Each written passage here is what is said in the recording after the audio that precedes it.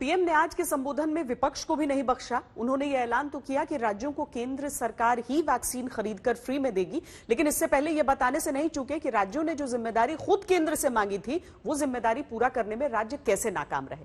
लेकिन पीएम के संबोधन और वैक्सीन नीति पर बड़े फैसले के बाद विपक्ष भी हमले कर रहा है। प्रधानमंत्री आज भी अपने मुंह मियां मिट्ठू बने रहे।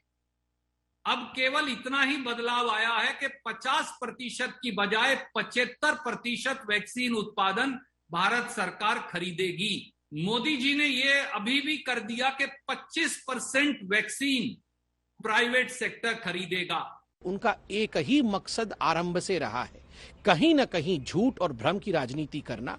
और बड़े दुख के साथ हमें कहना पड़ रहा है, जब भी देश में अच्छा होता है, अगर कोरोना की संख्या आज कम हो रही है, आज कहीं न कहीं हिंदुस्तान अच्छा कर रहा है, वैक्सीन सबको मुफ्त मिल रहे हैं, उसमें भी कांग्रेस पार्टी को परेशानी हो रही है, क्योंकि उनकी राजनीतिक दुकान बंद हो रही है। अंततः सुप्रीम कोर्ट की डांट खाने के बाद केंद्र सरकार होश में आई है, अपनी कुंभकर्णी निद्रा से जागी है और फाइनली केंद्र सरकार ने सुप्रीम कोर्ट की डांट खाने के बाद अब ये कदम उठाया है। इस कदम का स्वागत है। देर आए दुरुस्त आए। संकीर्ण राजनीति से प्रधानमंत्री हमेशा ऊंचा सोचते हैं, देश का सोचते हैं, और इसलिए पहले जब राज्यों ने कहा कि हमें विकेंद्रीकरण के आधार पर हम कुछ मात्रा में टीका खरीदी करेंगे और देंगे, तो उन्होंने हाँ कहा था। लेकिन जब 15 दिन के बाद सभी राज्यों को अनुभव आया और उन्होंने कहा नहीं आप ही करिए, तो वो निर्णय किया। ये संघ राज्य भावना को मजबूत करने वाला प्रधानमंत्री जी का दूरदर्शी कदम है। जो अब 25% प्राइवेट सेक्टर के लिए उपलब्ध करा दिया, ये नागरिक जाने, अगर वो प्राइवेट में लगाना चाहते हैं तो एक अलग व्यवस्था उनने कंपनियों के लिए कर दी है कि वहां से खरीदो महंगा, और जो महंगा लगाना चाहें निजी संस्थाओं में वो लगा लें। लेकिन ये भी मेरे हिसाब से कम होना चाहिए।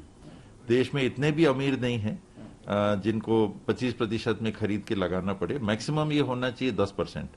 हम सब आभारी हैं आदरणीय प्रधानमंत्री जी के कि उन्होंने आज राज्यों की इस समस्या का समाधान भी किया है और 18 से ऊपर के प्रत्येक नागरिक को मुफ्त में वैक्सीन की घोषणा करके 21 जून से इसे देश के अंदर लागू करने के लिए आज पूरे देश को प्रधानमंत्री जी ने आश्वस्त किया है। जिस तरह से राज्यों को वैक्सीन नहीं दिया जा रहा था, राज्य लगातार कह रहे थे कि पैसे ले लो, वैक्सीन दे दो, दे नहीं पाए। और सबसे बड़ा सवाल सुप्रीम कोर्ट ने खड़ा किया कि आपने 35,000 करोड़ रुपए केंद्रीय बजट में पार्लियामेंट से मंजूरी ली, तो पैसे कितने खर्च हुए? वैक्सीन की कीमत राज्यों की और केंद्र सरकार की अलग क्यों है? केंद्र सरकार क्यों नहीं ये कर सकती? जिस तरह से आपत्ति जताई गई, केंद्र सरकार को एफिडेविट सादर करने के लिए कहा गया, उसी को लेके प्रधानमंत्री जी ने निर्णय लिया है। तो राज्य सरकारें जिनमें विपक्ष की सरकार है, वो केवल और केवल राजनीति कर रही थी, वो आपदा में राजनीति का अवसर ढूंढ रही थी।